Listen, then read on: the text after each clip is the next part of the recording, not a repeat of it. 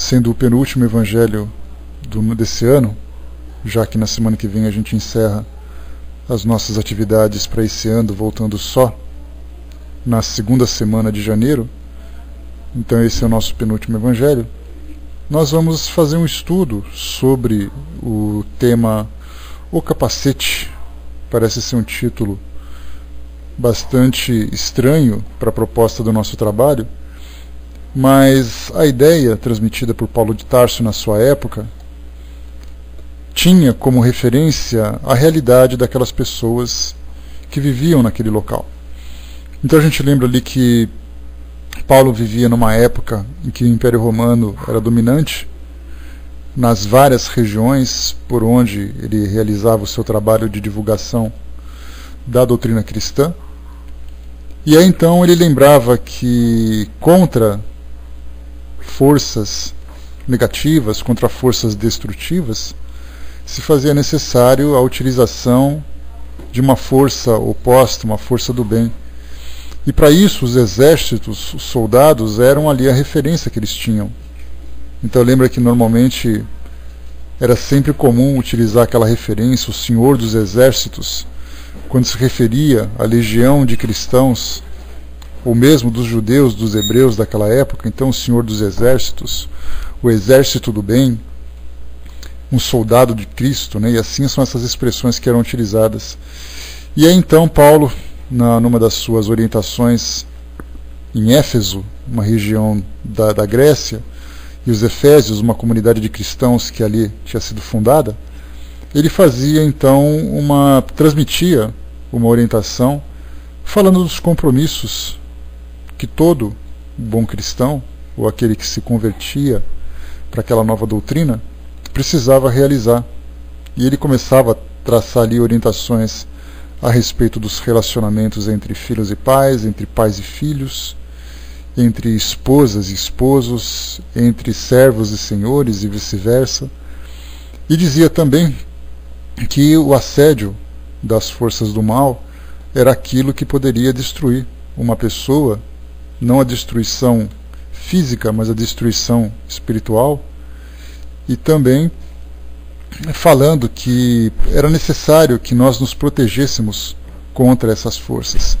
E aí então adotássemos uma postura de um soldado protegido com a sua armadura, protegido com a sua espada, protegido com o seu escudo e fazendo uso do seu capacete. E aí então ele utilizou esse instrumento, ou esse acessório, exatamente pela posição, ou pelo local que ele protege, que é exatamente ali a nossa cabeça, ou a cabeça do soldado durante o combate, sabendo que seria a região mais frágil do seu corpo, já que qualquer pancada poderia deixá-lo inconsciente.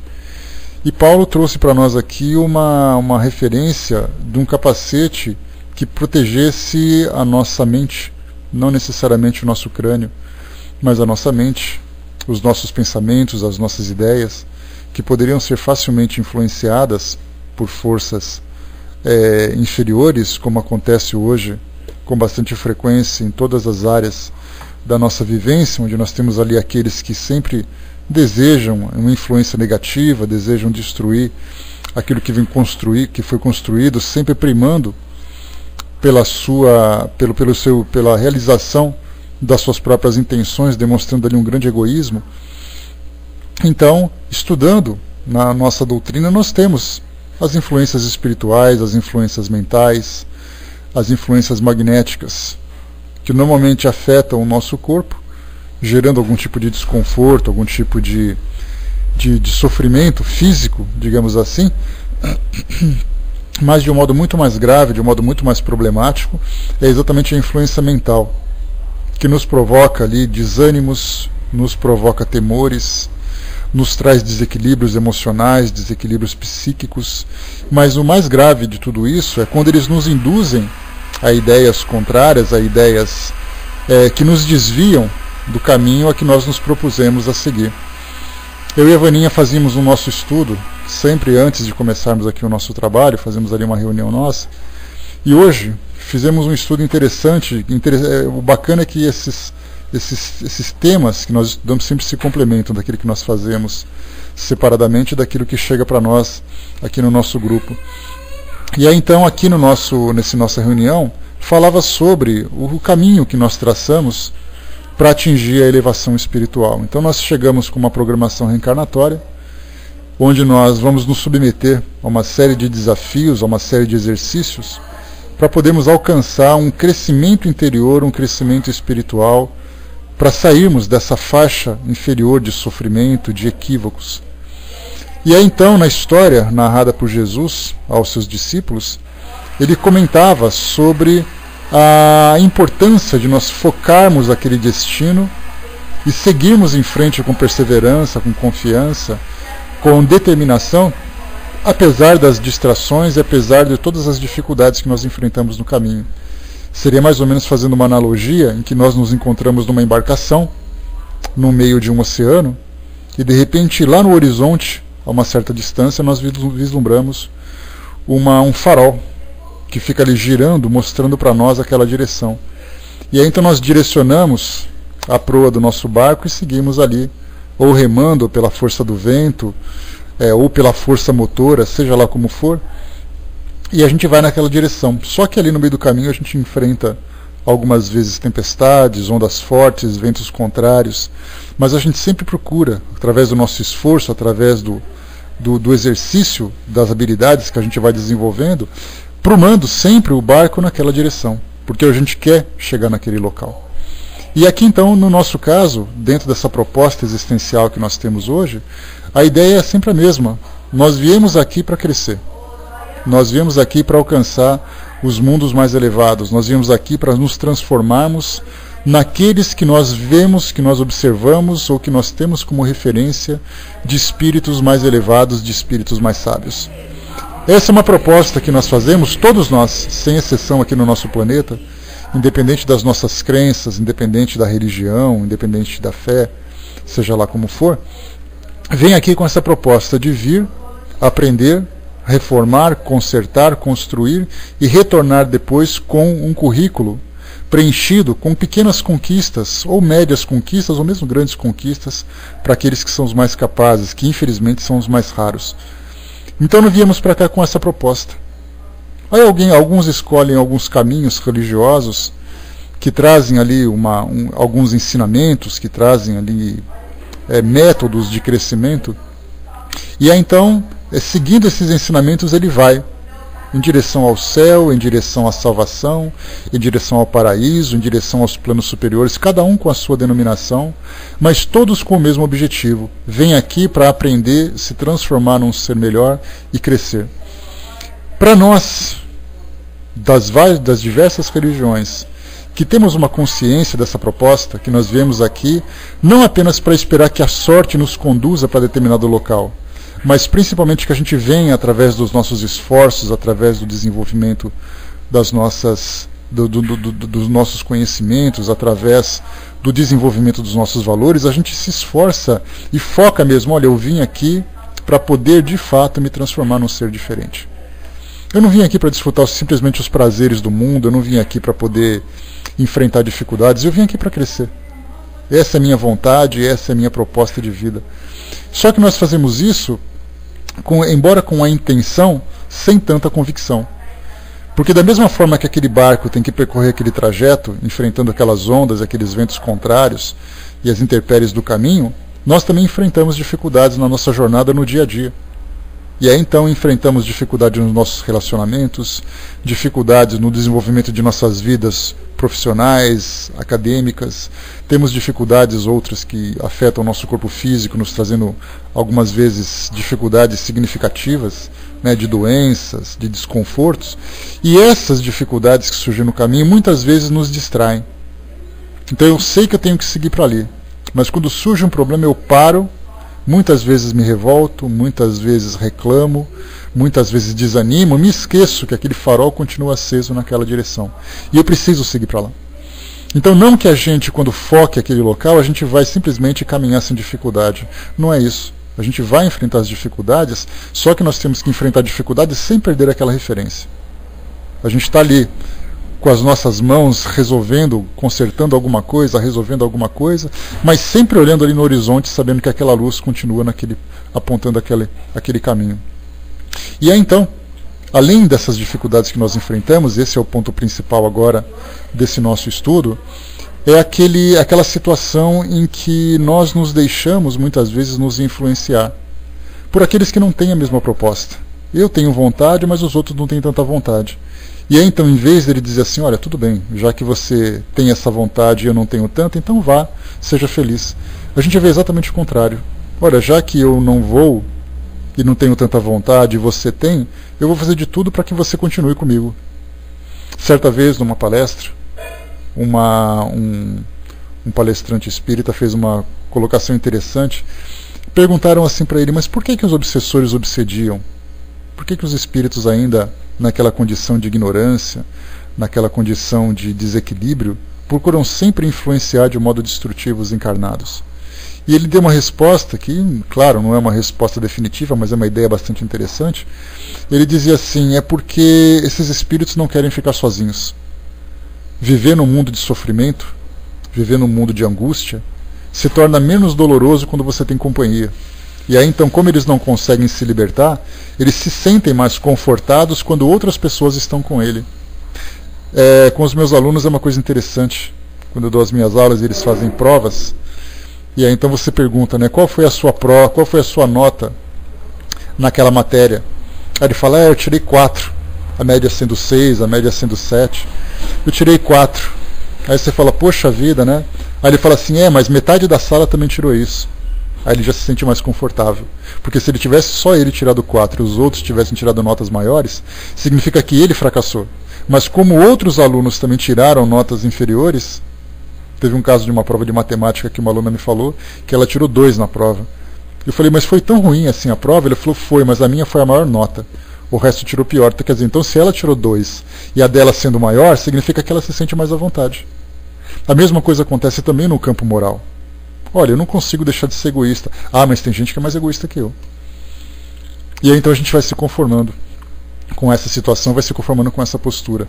E aí então no mundo espiritual é a mesma coisa. Temos essa legião de espíritos que não conseguem ainda se desprender dos seus vícios, se desprender das suas fraquezas, se desprender dos seus desequilíbrios. E aí então, trazendo essa influência negativa, muitas vezes de forma inconsciente, se sentem confortados de terem companhia daqueles espíritos que infelizmente ainda continuam fracassando. E aí então, quando Paulo de Tarso traz para nós essa mensagem desse livro, né? Pois é, mas a gente se preocupa, né, Sandra? A Sandra colocou que, né, se você se veste mal, tem gente que se veste pior, né? Mas o interessante, Sandra, é que a gente sempre busca no outro a referência, né? Mas ele está ruim. A gente nunca para se olhar no espelho e dizer assim, eu não estou bem. Mas tem gente que está pior. Não importa que as pessoas são piores. Não importa a forma como elas se vestem, não importa a forma como elas vivem. O que importa é a forma que eu vivo. Porque essa é a minha proposta regenerativa, essa é a minha proposta existencial. Eu quero alcançar esse grau de elevação, eu quero ter essa conquista. Né? Estímulo é excelência. Né? Embora a gente tenha essa necessidade do nosso ego, do nosso orgulho ainda, ter essa autoestima elevada para a gente poder se sentir bem. Né? A gente se sente bem quando é elogiado, a gente se sente bem quando é reconhecido, mas a gente não se preocupa de fazer aquela transformação íntima de dizer assim, olha, eu preciso resolver isso. Né? Brás colocou, quando estou me culpando muito, sempre olho as referências nos outros para me conformar. É uma tendência natural nossa, né, Brás? A gente sempre faz isso de uma forma conformativa, mas a gente precisa mudar esse nosso modo de pensar. Mas a ideia de Paulo de Tarso, quando ele traz para nós essa orientação, então o título, como a gente viu, chama O Capacete. E ele separou para nós uma pequena passagem de uma carta aos Efésios, do capítulo 6, versículo 17, que ele diz assim, tomai também o capacete da salvação. Porque ele falava sobre a armadura, falava sobre a espada, como nós dissemos no início, e fala também do capacete da salvação. E a ideia de Emmanuel, trazendo aqui algumas reflexões em torno dessa passagem, diz o seguinte para nós. Vou fazer a leitura para vocês aqui. Se é justa a salvaguarda de membros importantes do corpo, com muito mais propriedade é imprescindível defender a cabeça nos momentos de luta. Até aqui tudo em ordem. A gente sempre pensa assim, né? Olha, eu não posso machucar minha mão, eu não posso machucar minha perna, eu não posso me deixar ferir no meu tórax, né, no meu abdômen, mas eu me esqueço que o principal é defender a cabeça. Porque se essa cabeça acaba sendo ferida, sendo lesada, o corpo todo perece. E aí então ele continua, aliás, é razoável considerar que os braços e as pernas nem sempre são requisitados a maiores dispêndios de energia. A cabeça, porém, não descansa. A sede do pensamento é um viveiro de trabalho incessante. Necessário se faz resguardá-la, defendê-la. Nos movimentos bélicos, o soldado preserva através de recursos especiais. Na luta diária mantida pelo discípulo de Jesus, igualmente não podemos esquecer o conselho dos apóstolos aos gentios. É indispensável que todo aprendiz do Evangelho tome o capacete da salvação, simbolizando na cobertura mental de ideias sólidas e atitudes cristãs, estruturadas nas concepções do bem, da confiança e do otimismo sincero. Teçamos, pois, o nosso capacete espiritual com os fios da coragem inquebrantável, da fé pura e do espírito de serviço. De posse dele enfrentaremos qualquer combate moral de grandes proporções. Nenhum discípulo da Boa Nova esqueça a sua condição de lutador. As forças contrárias ao bem, meu amigo, alvejar-te-ão o mundo íntimo, através de todos os flancos. Defende a tua morada interior. Examina o revestimento defensivo que vens usando em matéria de desejos e crenças, de propósitos e ideias, para que os projetis da maldade não te alcancem por dentro. E aqui então, esse capacete que é colocado para nós por Paulo de Tarso, antes fosse simples, né? A gente colocar um objeto um objeto material cobrindo o nosso corpo físico, protegendo o nosso interior. A gente tem, né, nos filmes de ficção, como acontece nos X-Men, aquele capacete que protege a mente contra as influências, né, da telepatia. Antes fosse assim, a gente utilizasse um capacete para poder proteger fisicamente. Mas o problema, né, é uma grande magneto, né? Mas o problema que a gente observa é que de nada adiantaria, se isso fosse possível, a gente utilizar uma carapaça exterior para nos protegermos das influências externas, se nós não mudássemos o nosso interior. Quer dizer, nós não nos transformaríamos em pessoas diferentes utilizando uma carapaça que nos protegesse dessa influência exterior.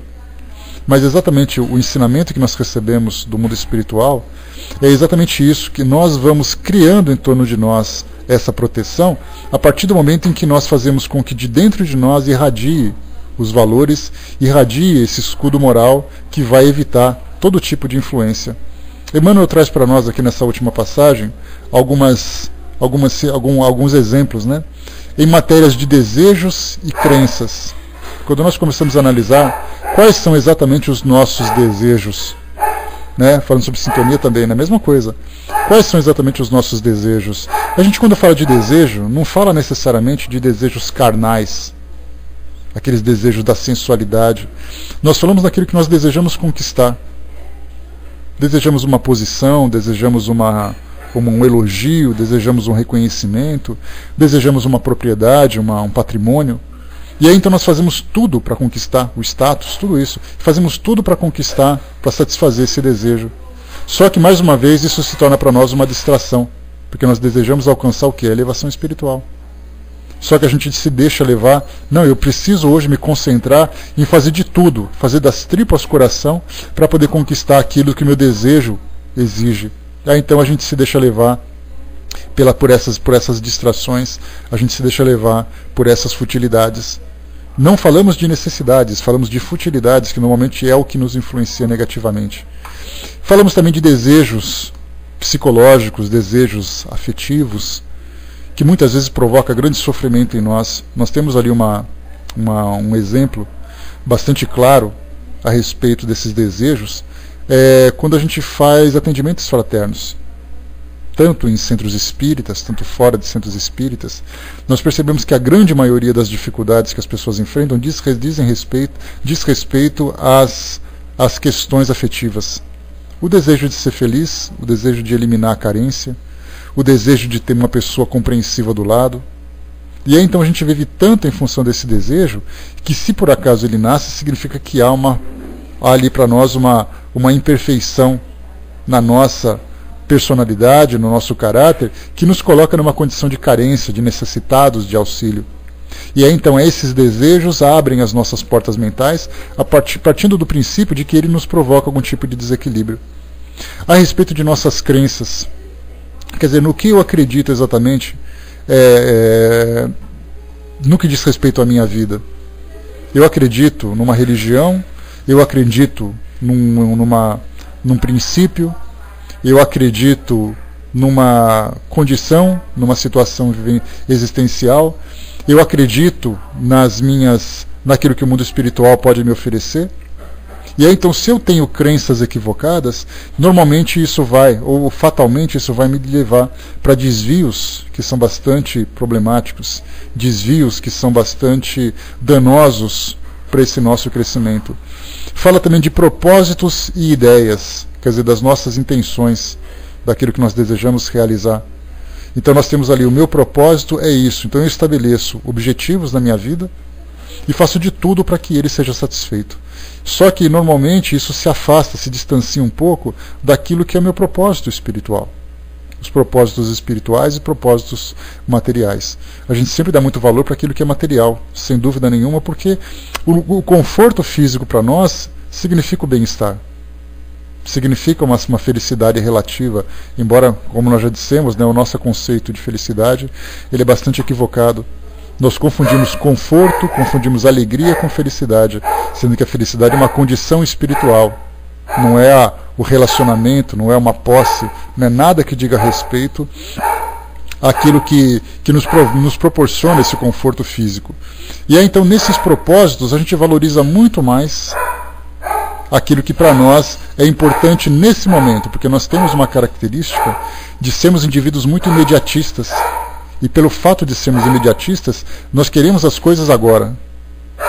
Então eu falo assim, olha, a felicidade espiritual vai se dar, vai acontecer quando eu conseguir me transformar moralmente, quando eu chegar no mundo espiritual, quando eu conseguir realizar aquelas transformações. A gente vai olhando para aquele horizonte cada vez mais distante, aquele horizonte cada vez mais longe da nossa realidade, e isso para nós não nos satisfaz. Porque eu quero, na verdade, satisfazer alguma coisa de agora. Eu quero comprar alguma coisa agora, eu quero viajar, eu quero ter uma conquista, me relacionar com uma pessoa, eu quero fazer isso agora. Então esse nosso imediatismo acaba nos deixando distantes daquele objetivo final que nós já estabelecemos. E com relação às ideias, essa questão das ideias também para nós é extremamente grave, porque aquilo que nós pensamos, e eu tenho um pensamento também que eu gosto muito, e eu utilizo como uma frase de referência para mim, que diz assim, as suas ideias demonstram o verdadeiro local, as suas opiniões, desculpem, demonstram o verdadeiro deixa eu lembrar aqui. As suas ideias demonstram o verdadeiro local que você ocupa no mundo. Então, se eu tenho ideias rígidas, se eu tenho ideias egoístas, se eu tenho ideias críticas, ideias destrutivas, isso mostra exatamente a minha posição no mundo. Ou seja, né, o verdadeiro local que você ocupa no mundo, né? Isso aí. A Vânia me lembrou aqui embaixo.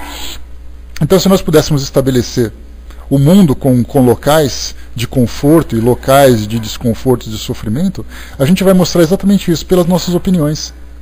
Basta a gente ver isso, né? Se você se encontra numa reunião social, numa festa, num congresso, numa reunião familiar, e você então começa a conversar com as pessoas, e você começa a demonstrar a sua opinião a respeito das situações, dos assuntos que vão surgindo, as pessoas vão se aproximando de você para saber exatamente o que você pensa, ou elas se afastam porque não concordam com aquilo que você pensa.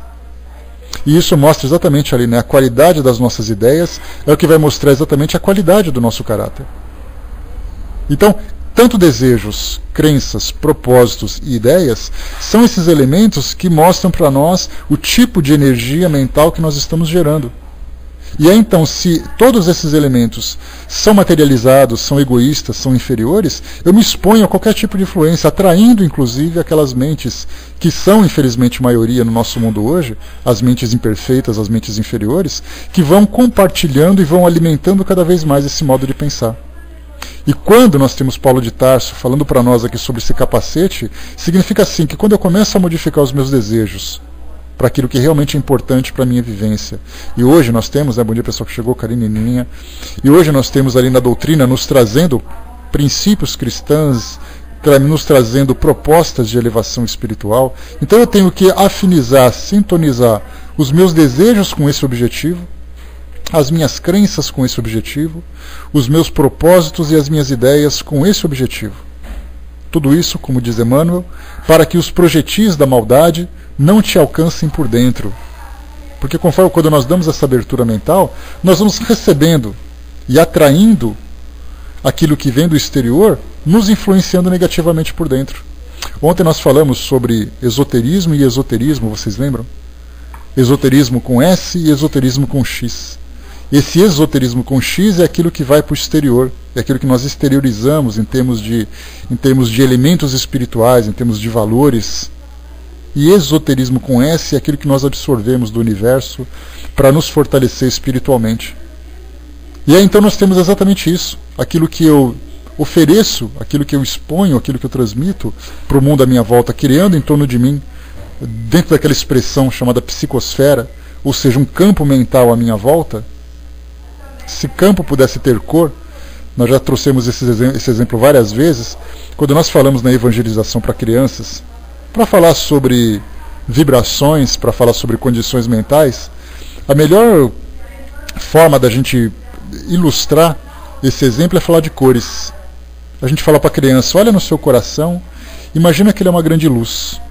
E cada vez que você pensa alguma coisa, essa luz se transforma numa cor, ou essa luz irradia alguma cor. Quanto pior é o pensamento quando você está com raiva, quando você está triste, quando você está chateado, essa luz vai ficando mais escura. E conforme você vai ficando mais feliz, mais satisfeito com aquilo que você vive, com aquilo que você faz, essa luz se torna mais clara e mais brilhante. Peguemos essa luz do coração no exemplo para as crianças e transformemos essa luz para a nossa mente, que é exatamente aquilo que nós irradiamos à nossa volta. E essa luz que nos envolve é exatamente esse campo mental, essa psicosfera que se encontra em torno de nós. E aí então, essa luz vai espantar aqueles que gostam de trevas e vai atrair aqueles que gostam de luz. E se nós alimentarmos essa luz inferior, essa luz escura, vai atrair aqueles que gostam da escuridão e vai distanciar aqueles que gostam da claridade. E aí então, colocando a escuridão como sendo ali a nossa ignorância, a nossa inferioridade, e a luz como a nossa elevação, como o nosso crescimento, nós atraímos, conforme a Ju falou no estudo lá da Maria de Nazaré, que a Andréia lembrou agora há pouco, falava exatamente isso, nessa questão de sintonias, essa questão de conexões mentais, quer dizer, você é aquilo que você pensa. E como a Vaninha colocou, né, diga-me com quem andas, que direi quem és, é grande ditado popular. Então essa lei de afinidade, que nós tanto aprendemos em torno dos estudos que tratam, né, das energias que dizem respeito à nossa mente, principalmente, aos nossos pensamentos, nos coloca em conexão exatamente com os seres que se sintonizam com as mesmas ideias. O Brás colocou, eu consigo ver minha bioenergia pela ponta dos dedos e noto que ela muda de cor de acordo com a minha saúde, de acordo com a minha emoção. Brás, e você não é o único exclusivo não, né? Eu conheço pessoas que também assim, né, que elas te olham e conseguem perceber, né, aquela irradiação que acompanha o contorno do nosso corpo físico. E isso foi cientificamente provado, embora ainda gerando um pouco de polêmica, através das fotos Kirlian, onde nós tivemos ali um casal russo que desenvolveu uma máquina fotográfica que era capaz de detectar essa aura, né, como se diz esotericamente, ou esse campo energético, como a gente diz dentro do nosso meio, e ali detectando cores e formatos. E isso foi comprovado também, não apenas com indivíduos, com pessoas, mas também foi comprovado com pedras, foi comprovado com plantas, em que pegou ali uma folha e colocou para tirar aquela foto e percebeu em torno dela ali um campo energético. E ali em torno de uma pedra também, e pessoas. E aí então, através dos estudos desse campo energético, né, que nós temos ali a medicina alternativa, que estuda bastante, já não se tornou mais simplesmente uma ideia esotérica, mas medicina alternativa que trata desse tema, fazendo então a análise dessas cores, né, da predominância de determinadas cores, que eles conseguiram perceber, né, fizeram uma entrevista com uma pessoa, e aí então dessa entrevista começaram a detectar os pontos da sua personalidade, do seu ânimo, né, o seu estado emocional naquele momento. E aí então fizeram a fotografia e colocaram aquele como referência. E outras pessoas que estavam no mesmo estado mental. E perceberam que havia ali um formato e cores regulares por causa daquela condição. E pessoas que tinham um estado emocional diferente mostravam outras características. E aí então, fazendo essas comparações, eles começaram a determinar ou a marcar né, ou estabelecer marcadores que mostram, olha, nesse formato, nessa cor, exatamente, né, a Luísa lembrou aqui da cromoterapia. A cromoterapia, embora também seja vista hoje como uma terapia esotérica, ela vem sendo estudada cientificamente, embora os resultados não sejam ainda conclusivos, mas vem sendo estudado ainda como uma forma de estabilizar esse campo energético que se encontra em desarmonia, que se encontra alterado. Então ali nós temos cores, temos formatos. Mais uma vez, isso não tem nada a ver com doutrina espírita, isso aí é uma terapia alternativa, uma medicina alternativa que vem sendo estudada pela ciência, que fala sobre isso. Quer dizer, eu então determino esse meu campo energético, que vem sendo mapeado, que vem sendo registrado por essas imagens, determina o meu estado íntimo. Então mostra claramente a mesma coisa também que foi estudada, né, na molécula da água, naquele estudo com um cientista japonês, que eu me esqueci o nome dele agora, acho que esqueci o nome dele agora. Ele fez ali fotografias das moléculas da água em determinadas situações e percebeu que a energia mental de pessoas que ali de certa forma influenciavam aquela molécula provocavam alterações no seu formato, não na sua estrutura. Porque você não pode modificar a estrutura de uma molécula de água sem fazer com que ela deixe de ser água. Então aquele H2O, que é aquela molécula bonitinha, bem desenhada, continua. Mas ela começa assim a ter alterações no seu formato. Aquelas energias trazidas, por exemplo, Masaru Emoto. Obrigado, Eve. Valeu, Nando. Então eu sabia que tinha Emoto alguma coisa, mas era Emoto. Né? Inclusive eu tenho um vídeo sobre isso, eu posso passar para vocês depois, me lembrem, por favor. É um vídeo de 1 hora mais ou menos que mostra como foi o trabalho que ele realizou. Bem interessante para vocês terem como informação, a título de informação. E aí mostrava então que pessoas que faziam preces, música clássica, pessoas que conversavam sobre assuntos saudáveis, e próximo à molécula de água, que foi depois estudada pela microscopia, mostrava que ela tinha ali um formato bem desenhado, bem regular, bem harmônico. Mas se você por acaso começasse a gritar, começasse a agredir, começasse a xingar, músicas pesadas, assuntos negativos, assuntos inferiores, provocava uma alteração naquela molécula, no seu desenho. E isso mostra o quê? Que a nossa energia mental ela é poderosa. Que infelizmente hoje nós não temos ainda uma comprovação científica, mas até mesmo a medicina, estudando por que pessoas que têm fé, por que tem pessoas que oram, que têm uma cura mais rápida em determinadas doenças. Aí eles começaram a perceber o seguinte, que a fé da pessoa, independente se aquilo que ela acredita seja real ou não, não interessa se Deus existe, não interessa se Jesus existe, o importante é que ela acredite. Se ela acredita naquilo, essa crença pessoal dela provoca uma alteração no seu corpo físico. E aí então eles pegaram 2 grupos de pessoas, 40, estou chutando os valores porque eu não lembro exatamente qual é o número, 40 pessoas que não têm crença nenhuma e 40 pessoas que têm fé. Fizeram um estudo de doentes desses grupos e perceberam que esse grupo de pessoas que têm crença tinha uma cura mais rápida, uma cura mais efetiva. E ao mesmo tempo pegaram 2 grupos de doentes que, sem saberem, foram submetidos à terapia da prece. Um grupo fazia preces para metade desses pacientes e a outra metade ficava sem prece. O que aconteceu? Esse grupo que era submetido à terapia da prece teve uma recuperação mais significativa. Então nós temos ali, tanto nesse campo dos estudos da energia corporal, como é a Foto-Kirlian, como os estudos da prece, como os estudos da água, nós percebemos que a força do nosso pensamento ela é poderosa. Ela é poderosa para aquela influência que nós exercemos sobre os outros e para a influência que nós recebemos dos outros. Só que nós sabemos que a obstinação, a obsessão de algumas pessoas em influenciar determinado indivíduo faz com que ele, sem perceber, se deixe transformar. Porque há uma simbiose mental, ou seja, há uma conexão mental tão profunda que eu fico, deixa eu pegar uma vítima para mim, que é a Açúcar que está lá embaixo quietinha. Pego açúcar e fico para ela assim o tempo todo no ouvido dela, você vai sofrer, você vai sofrer, você vai sofrer. E ela então está sorridente num dia, passa outro dia, um terceiro dia, um quarto dia, de repente no 5º dia ela começa a sofrer. E ela não sabe por quê. Porque ela vive desavisadamente a vida dela, curtindo ali a sua família, curtindo ali as suas atividades, resolvendo os seus problemas, sem a vigilância necessária para se precaver das influências exteriores, sem esse capacete mental que é necessário colocar. Ou seja, a cobertura mental de ideias sólidas e atitudes cristãs, nessa afinidade. E essa invigilância faz exatamente com que eu, que sou obstinado, porque eu quero fazer com que ela pense assim, mas ela não percebe que alguém quer que ela pense assim. De repente ela começa a pensar como eu, sem se dar conta que fui eu que sugeri essa ideia.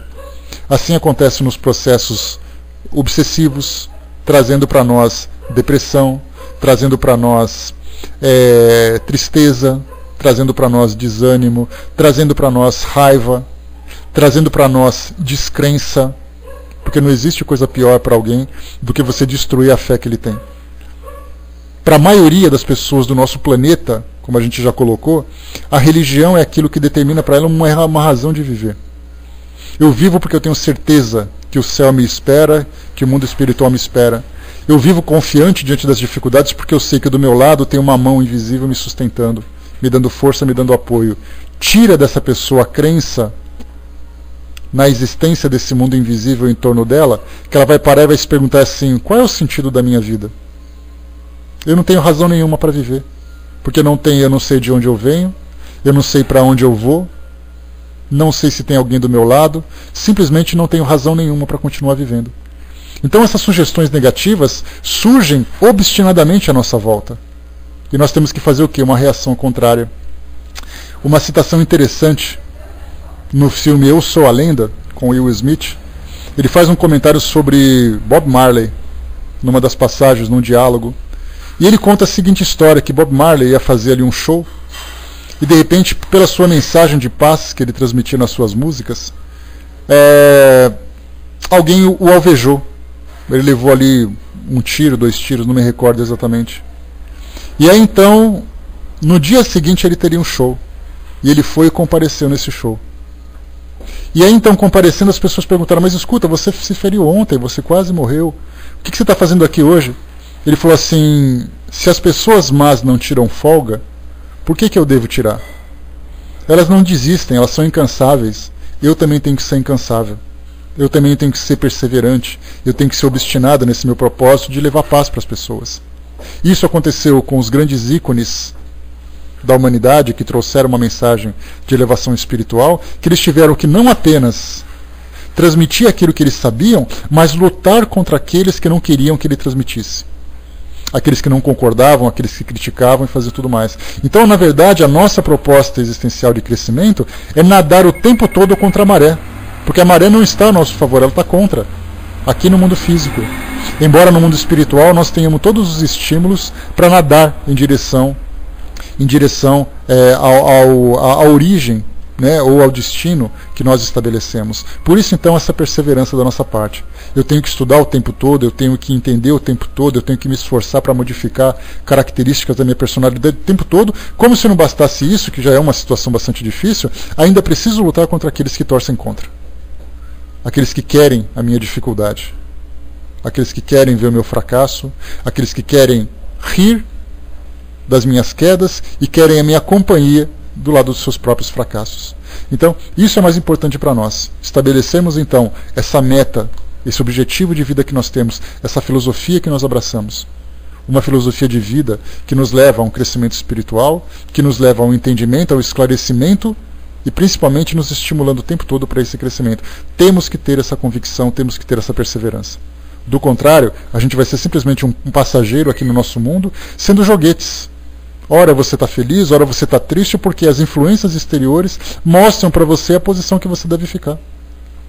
Não, eu não quero que você seja feliz. E então você não se torna feliz. Ah, tá bom, eu quero que você conquiste alguma coisa, então você vai conquistar. Mas e nós? O que nós queremos? Eu quero ser feliz. Então não importa o que façam, não importa o que falem, não importam as críticas, eu quero fazer isso. Essa é a minha obstinação, essa é a minha determinação. E aí então eu crio em torno da minha mente esse capacete mental, essa proteção contra essas influências exteriores. Ao mesmo tempo que eu atraio para junto de mim todos os estímulos e todas as influências positivas favoráveis a esse meu crescimento. Também colocou para nós: a felicidade não é uma estação na viagem da vida, mas é a verdadeira maneira de viajar. Né? Então, quer dizer, é exatamente o que nós temos que estabelecer. Há dificuldade? Sim. Estarmos aqui hoje não significa que nós viemos aqui a passeio. Temos dificuldades das maiores em todas as áreas da nossa vivência. mas o nosso objetivo está lá na frente. As ondas batem, o vento vem contra, a maré é contrária, mas eu continuo remando naquela direção. E quanto mais tentam me impedir, mais força eu faço. E eu tenho certeza que eu não vou me desgastar, que eu não vou me cansar. Porque estar naquele objetivo é uma determinação divina. É um propósito. Todos nós estamos condenados à felicidade. E ela virá mais ou menos tempo de acordo com a nossa vontade de ser feliz, de acordo com a nossa convicção, de acordo com a nossa determinação. Então, meus amigos, esse é o nosso estudo de hoje, a mensagem que nós temos aqui do nosso livro Vinha de Luz, é a mensagem de número 140, o capacete. E aí então a gente procura sempre ter isso em mente, ter essa referência. Lutar o tempo todo. Sermos vencedores. Jesus disse aquela mensagem, né? Eu venci o mundo, vós também podeis vencê-lo. Assim é, vencer o mundo significa vencer as nossas próprias dificuldades. Esse é o nosso grande desafio, essa é a nossa grande proposta. Filhinha, quem vai fazer o encerramento para nós? Vamos lá? Betinha, né? Beleza, então. Pode subir, Betinha. Vamos lá? Eu lembro sempre, Brás, que esses livros de mensagens, embora eles sejam assinados por determinado autor, é sempre uma equipe espiritual que trabalha com eles, né? Dando ideias, dando sugestões. Então a gente tem Emmanuel, que elaborou um livro como esse, nós temos Joana de Ângeles, André Luiz, Meimei, e tantos outros espíritos que trazem essas mensagens, na verdade, trabalhando em equipe. Então eles representam aquele grupo, né? Isso aqui é muito legal, a forma como eles trabalham no mundo espiritual. Né? Eu não li nada sobre isso, né? Eu não li nada sobre isso, mas assim, eu penso dessa forma, eu acredito que eles não trabalham sozinhos. Não é Emmanuel que se fechou dentro de um cubículo e começou a escrever aquilo que ele pensa. Na verdade vieram, olha, vamos falar sobre esse assunto. E aí então cada um deu uma sugestão, essa passagem, aquela passagem, essa ideia, aborde dessa forma, sempre promovendo para nós, sempre trazendo para nós essa mensagem positiva e edificante. Isso que é o mais legal, né? Pois é, pessoal, sabe por quê a Romana e a Andréia estão cochichando no fundo da sala aí? É que o nosso evangelho é uma mensagem, é só uma reflexão em torno das questões que tocam a nossa vida. E a proposta não é estender, não é a gente fazer um estudo sobre isso, mas uma reflexão apenas. Né? A gente tinha essa ideia de fazer durante 1 hora, aí percebemos assim que chega uma hora que ele começa a ficar sem assunto, começa a ficar desgastado. Porque reflexão é assim, a gente propõe o tema, conversa um pouquinho sobre ele e depois a gente continua fazendo a lição de casa. Já um estudo a gente dá continuidade nele, né? Isso que é importante.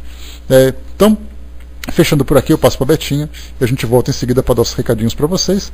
Lembrando que esse é o nosso penúltimo Evangelho no Lar. Dia 23 vai ser o nosso último encerramento das nossas atividades aqui esse ano. E entraremos em recesso por 2 semanas, voltando só lá para o dia 9 de janeiro. Tá? E não adianta chorar, Sandra. Tem que descansar. Tá bom? Vamos lá então, passando para a Betinha. A gente volta. É só vocês pegarem os antigos. Peguem os